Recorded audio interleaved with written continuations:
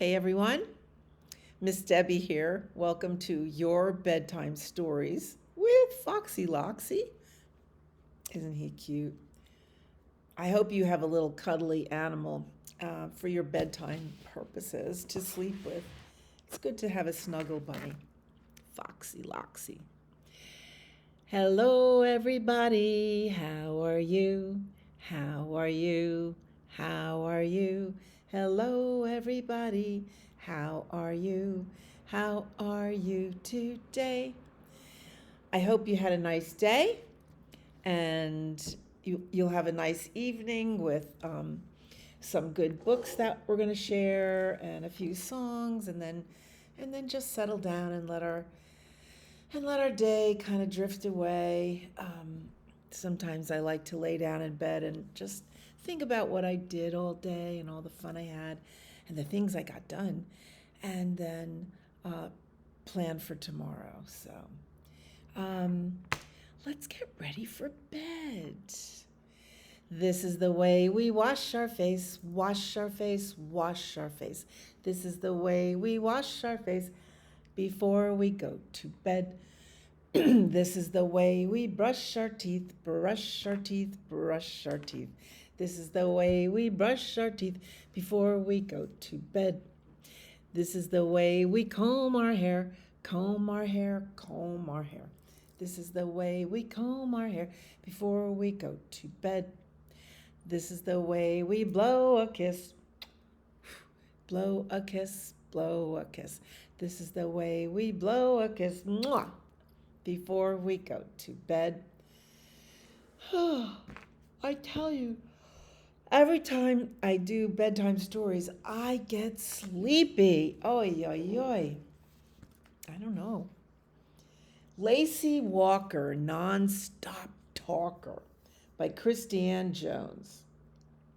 Illustrated by Richard Watson. This is a great little book. I wish we had some more of her books. Maybe we'll try to get them. Published by Picture Window Books, a capstone imprint. Blah, blah. Oh, there's Lacey Walker. Blah, blah, blah, blah, blah, blah, blah. Do you know some people who talk a lot? It could be ladies or little kids. Sometimes you just want to say, shut up. No, or be quiet. That's a better way. Lacey Walker was quite the little talker. Here she is talking in front of her own toys. She liked to talk and talk and talk. Lacey, please stop talking and eat your lunch, chided her mom. Lacey, less talking and more listening, scolded her teacher.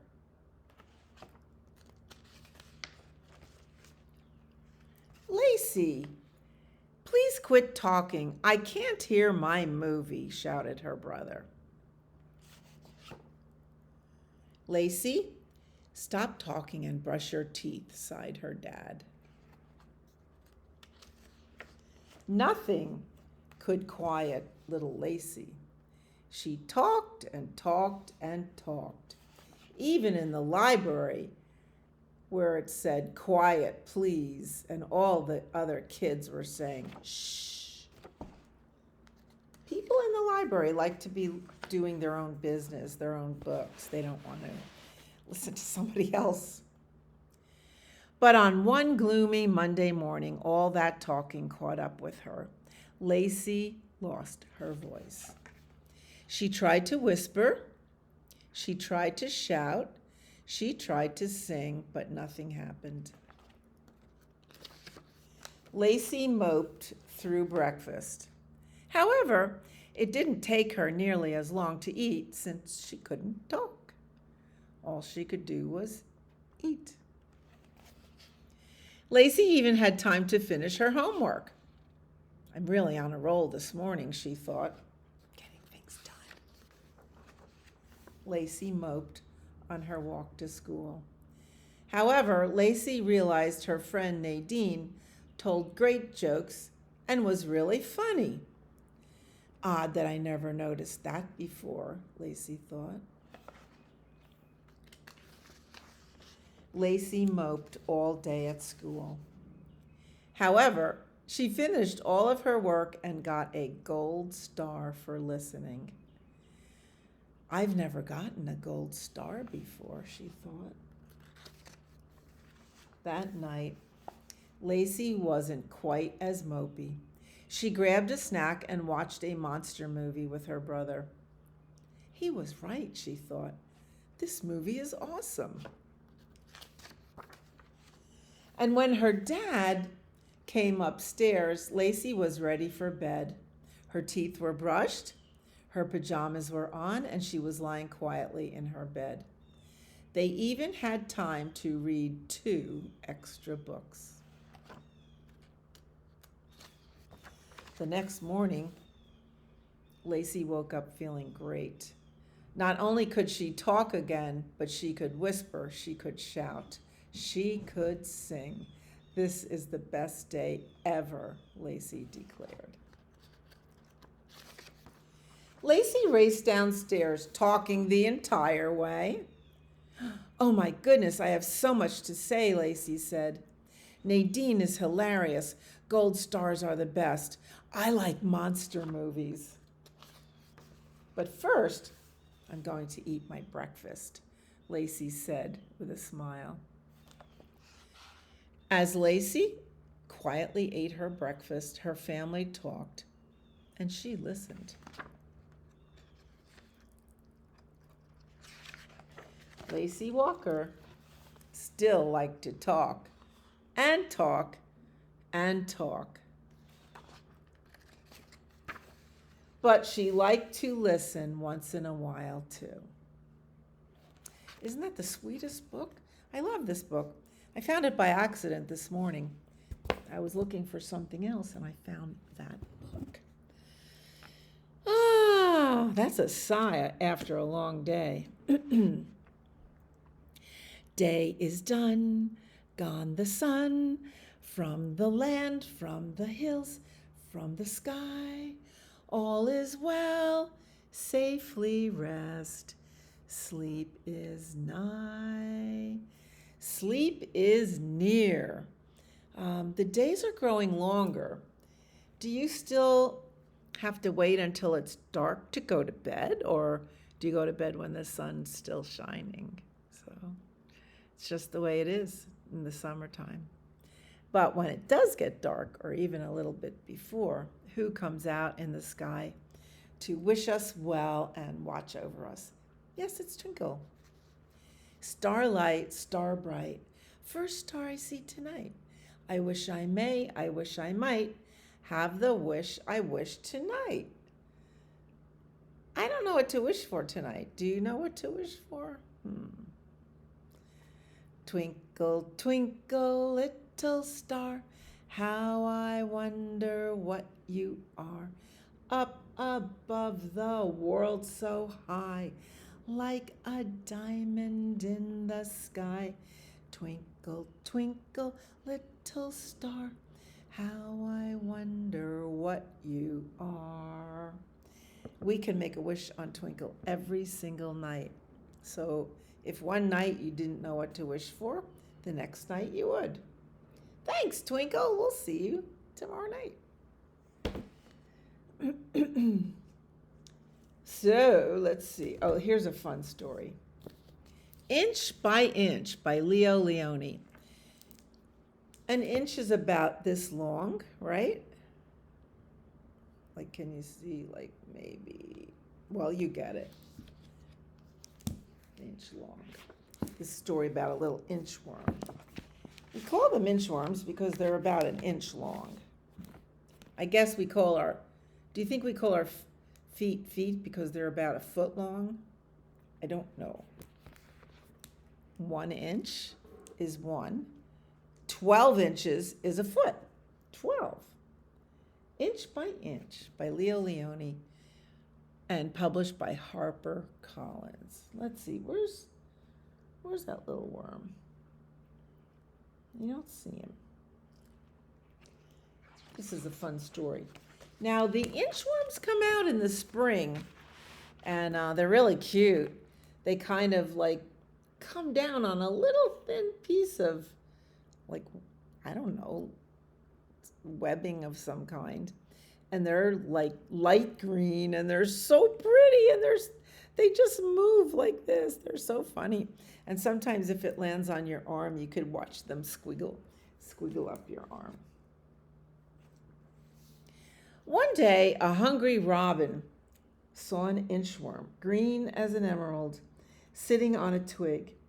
He was about to gobble him up. There's the inchworm. Now, robins only eat bugs, especially worms.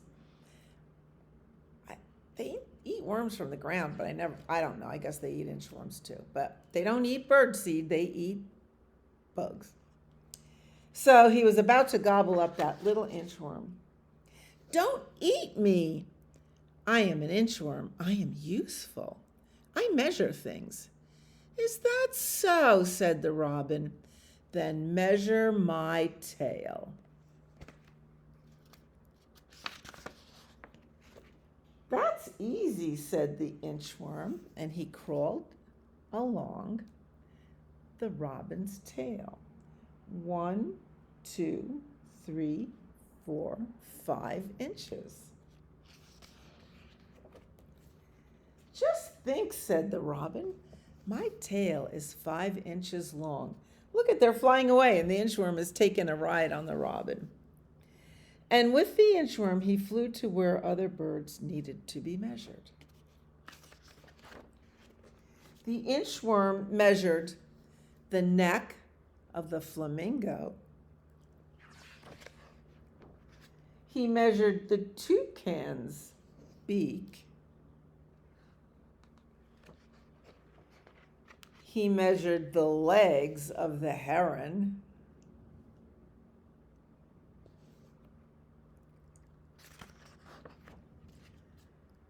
He measured the tail of the pheasant and the whole hummingbird.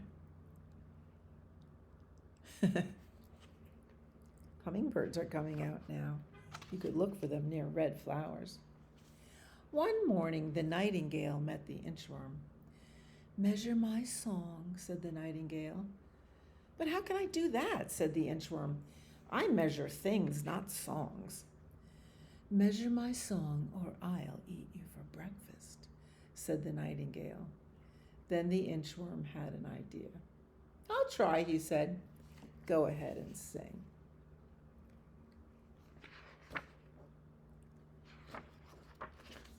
The nightingale sang, and the inchworm measured away.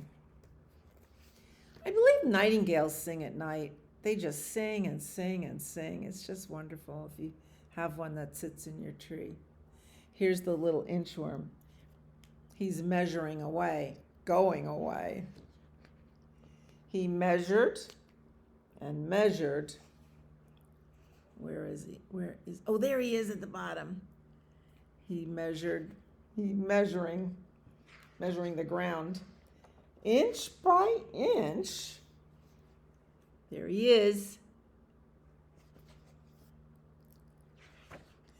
Until he inched out of sight. He inched out of sight, and the nightingale couldn't find him. The end. That, one of my favorite books. It's classic. So you can see it has the medal. It has a medal, the Caldecott medal for illustrations. I think it should have a medal for the story. It's just a fine story. Let's see, what other songs do we sing at nighttime? We sang Twinkle, Day is Done. I have a new song for us. Okay. It's about a little mouse who couldn't sleep one night. So, here is a clock. Actually, this is a clock in a tower. If you can tell time, you'll notice that this clock says 2 o'clock. And it's a good tall tower to climb. So we have a little mouse who is not tired, and he's going to run around and climb up the clock.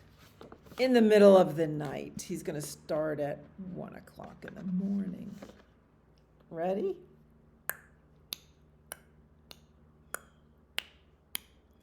Hickory dickory dock, the mouse ran up the clock. The clock struck 1 and down he ran. Hickory dickory dock. Hickory dickory dock, the mouse ran up the clock. The clock struck 2, the mouse said, "Boo!" Hickory dickory dock. Hickory dickory dock, the mouse ran up the clock. The clock struck 3, the mouse said, "Wee!" Hickory dickory dock. He's getting tired. Hickory dickory dock, the mouse ran up the clock. The clock struck 4, the mouse said, "Oh, no more." Hickory dickory dock. The little mouse finally had to give in and go to bed. Oh. Are you sleepy? I'm sleepy. If you're sleepy and you know it, blink your eyes, blink, blink. If you're sleepy and you know it, blink your eyes, blink, blink. If you're sleepy and you know it, you will always show it. If you're sleepy and you know it, blink your eyes, blink, blink. If you're sleepy and you know it, wink one eye, wink, wink. If you're sleepy and you know it, wink one eye, wink, wink.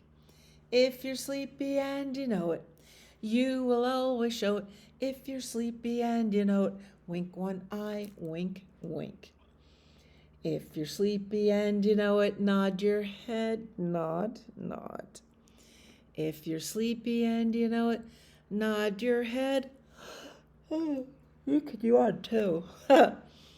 If you're sleepy and you know it, you will always show it. If you're sleepy and you know it, nod your head, nod, nod. If you're sleepy and you know it, take a deep breath in through your nose and sigh it out through your mouth. If you're sleepy and you know it, take a deep breath. Get some oxygen in there. If you're sleepy and you know it, you will always show it. If you're sleepy and you know it, take a deep breath.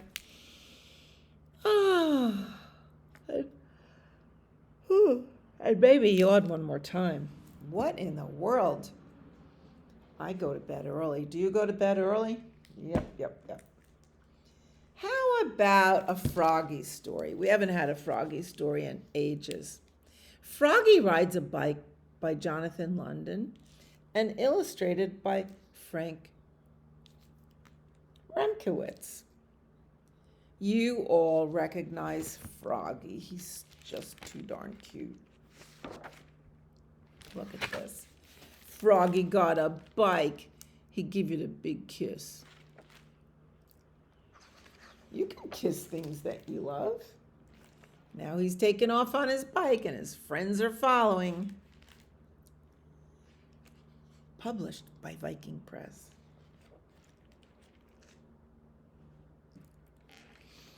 Froggy looked out the window. His shiny new bike gleamed in the sun. "Yippee!" he said. And he flopped outside and hopped on his bike. Flop, flop, bing, and took off. Still has pajamas on.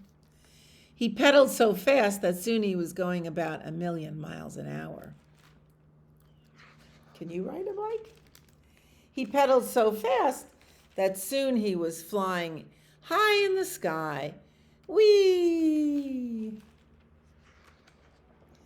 And there was his dad far, far below calling, "Froggy?" Froggy stopped flying. He was falling, falling. He woke up and rubbed his eyes. It was just a dream. "Rise and shine, Froggy," said his dad. "Today's the day we get your bike." "Yippee!" cried Froggy. He bounced out of bed and flopped into the kitchen. Flop, flop, flop. Let's go, said Froggy. Okay, said his dad, but first you have to get dressed. Oopsie, said Froggy. And he flopped back to his bedroom to get dressed. Zip, zoop, zup. Zut, zut, zut. Look at he wears flipper shoes. What do you think? Of course he does. At the bike shop, Froggy said, I want a trick bike. But Froggy, said his dad, first you have to learn how to ride a bike. There's some other bikes. Okay, said Froggy, but I get to pick it out. That one. Too big, said his dad. That one. Too expensive, said Dad. That one, said Froggy. It's the bike of my dreams. Okie doke, said Dad. Yippee, cried Froggy, my very first bike. But now I need a horn and a bell. Both, said Dad. Okie doke. And Froggy got a horn and a bell. Honk, honk, ting-a-ling. Both of those items are good. It's very courtesy to have a bell on your bike so people can hear you coming. Back at home, everyone gathered around to watch. All of Froggy's friends were there, even Froggalina. Okay, Froggy, said his dad, now hop on and pedal like mad. I won't let go. Okay, said Froggy, but first you have to put my horn on and my bell, and then I'll ride my bike. And you notice he has his helmet on too. Froggy's dad put his horn on, honk honk. Now hop on and pedal like mad, he said. I won't let go. Okay, said Froggy, but you still have to put my bell on, and then I'll ride my bike. Froggy's dad put the bell on, ting-a-ling. Now hop on and pedal like mad, he said. I won't let go. That's how I learned how to ride a bike, a two-wheeler. My grandfather held onto the bike as we rode down the street, and he held on it. We didn't have training wheels. So Froggy hopped on his bike, flop, flop, bing, and pedaled like mad. Honk, honk, ting-a-ling, zoom, zoom, zoom. But then Froggy's dad,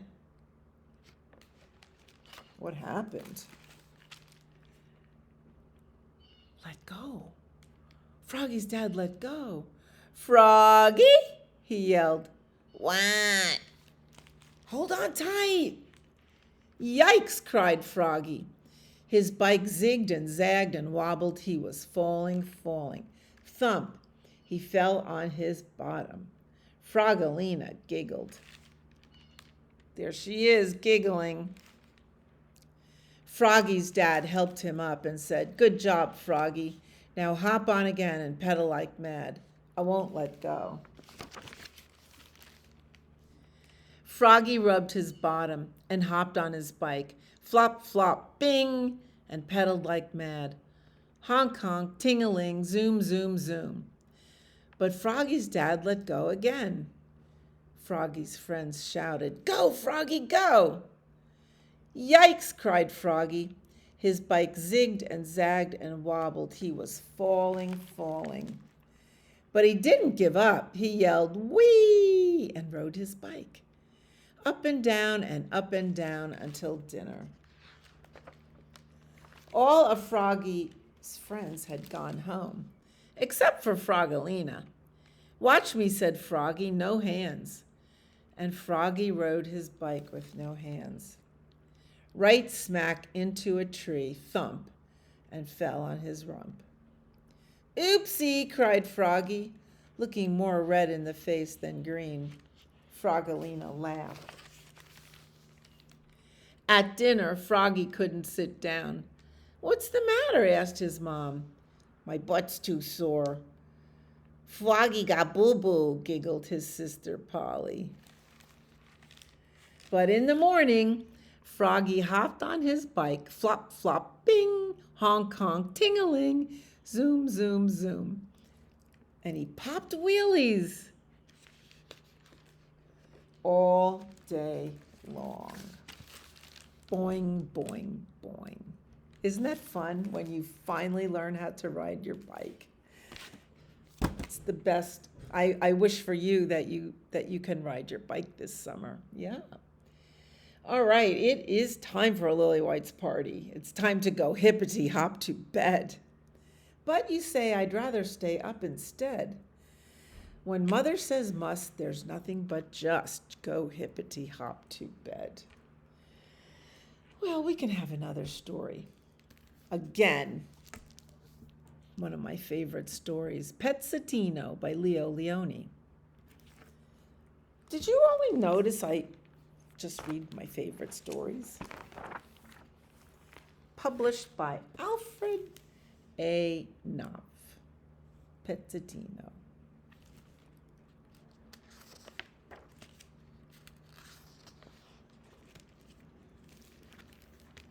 Pezzetino in Italian means little piece. It is pronounced Pezzetino. His name was Pezzetino. All the others were big and did daring and wonderful things. He was smart and surely must be a little piece of somebody else, he thought. He often wondered whose little piece he could be, and one day he decided to find out. "Excuse me," he asked the one who runs. "Am I perhaps your little piece?" "How could I possibly run if I had a piece missing?" said the one who runs, somewhat surprised. "Am I your little piece?" he asked the strong one. "How could I be strong if I had a piece missing?" was the answer. And when the swimming one came up to the surface, Pezzetino asked him too. "How could I swim if I had a piece missing?" answered the swimming one, and he dove back into the deep water. "You up there!" shouted Pezzetino as he climbed toward the one on the mountain. "Am I a little piece of yours?" The one on the mountain laughed. "Do you think I could climb mountains if I had a piece missing?" Pezzetino asked the flying one too. But the answer was always the same. Finally, Pezzetino went to the wise one who lived in a cave. "Wise one," he said, "am I a little piece of yours?" "Do you think I could be wise if I had a little piece missing?" answered the wise one. "I must be someone's little piece," Pezzetino cried out. "How can I find out?" "Go to the Isle of Wham," said the wise one.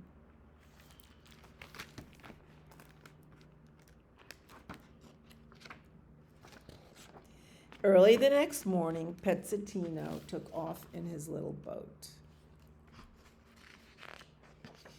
After a rough trip on the high sea, he arrived wet and tired on the Isle of Wham.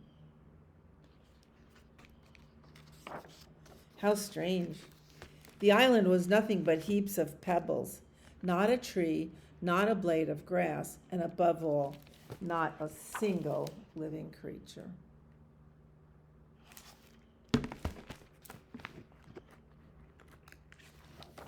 Pezzetino climbed up and down until finally exhausted, he tripped and tumbled down a hill and broke into lots of little pieces. The wise one had been right. Pezzetino knew that he, too, like all the others, was made of little pieces.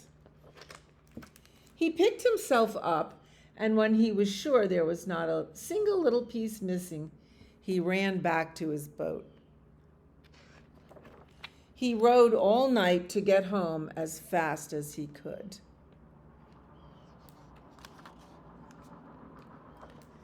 All his friends were waiting for him. I am myself, he shouted, full of joy. His friends didn't quite understand what he meant, but Pezzetino seemed happy, and so they were happy too. The end. I love that book. Love, love, love. Flop, flop, flop. Love, love, love. I'm getting tired. Are you tired? Let's row our boat to dreamland, all right? Oh, you want a kayak? Oh, kayak or row? Row, row, row your boat gently down the stream. Merrily, merrily, merrily, merrily, life is but a dream. Again, row, row, row your boat gently down the stream. Merrily, merrily, merrily, merrily, life is but a dream. Do we have time for another story? Yeah, I think so. It's a short story. Lots of pictures. This is called Where Are You by Sarah Williamson. And you can see there's a green worm, like our inchworm, and a pink worm. Aren't they pretty? Pink and green. And what's that? A little bee. Oh, a little ladybug. See, it must be spring with all these creatures around. Another book published by Alfred A. Knopf.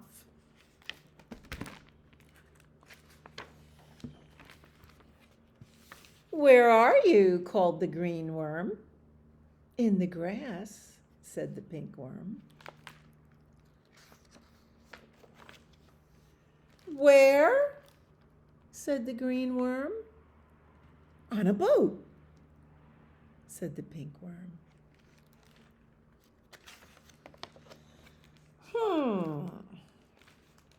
Here's the green worm. He's curled up on top of a lily pad. And the pink worm said, I'm under the lily pad.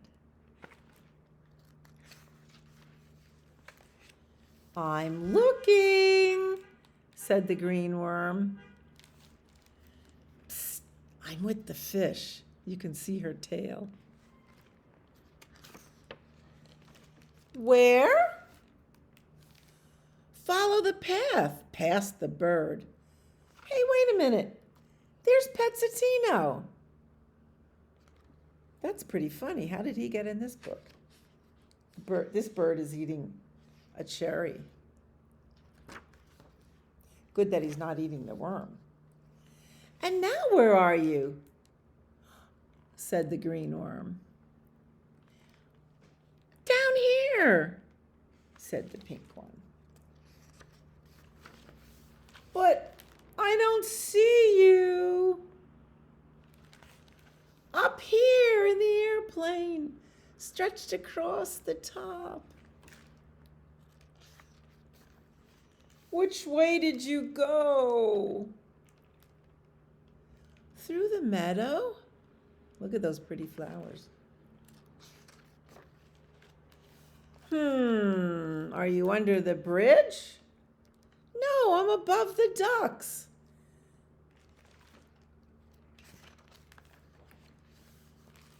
Well, I'm on my way. I'm around the wheel.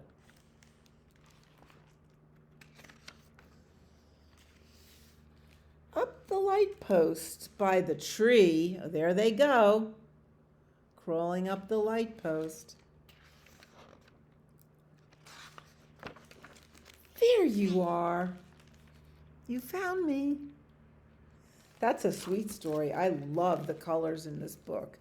I just love those colors. I'll bet you could draw colors. You could draw a picture like this. You could make green grass, a green worm, and a pink worm, and a yellow sun. I know you could do that. And then you have something to hang on your refrigerator. Well, I'd like to say good night. Thank you for joining me in your bedtime stories because I'm reading them just for you. And I want you always to remember, you are my sunshine, my only sunshine. You make me happy when skies are gray. You'll never know, dear, how much I love you. Please don't take my sunshine away. Good night, sleep tight, and have sweet dreams. I'll see you next time.